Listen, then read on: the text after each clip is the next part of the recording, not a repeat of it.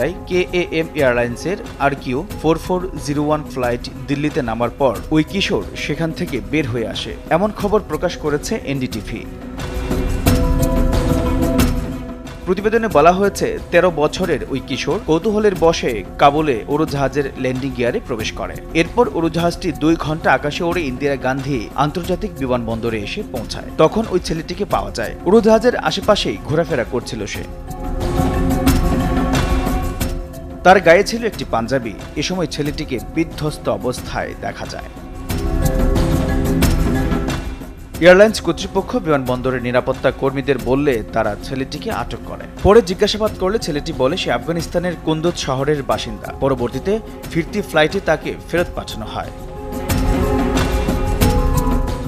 ওই কিশোর বিমানবন্দর কর্তৃপক্ষকে বলে সে কাবুল বিমানবন্দরে লুকিয়ে প্রবেশ করে এবং কোনোভাবে উড়োজাহাজের ল্যান্ডিং গিয়ারের জায়গায় ঢুকে পড়ে। নিজের কৌতূহল থেকেই সে এই কাজ করে বসে। পরে ল্যান্ডিং গিয়ারের জায়গাটি নিরাপত্তা কর্মীরা তল্লাশি করেন। সেখানে তারা একটি লাল রঙের স্পিকার পান, যেটা ছেলেটি সঙ্গে এনেছে। পরবর্তীতে পুঙ্খানুপুঙ্খ তল্লাশি করে উড়োজাহাজটিকে নিরাপদ ঘোষণা করা হয়।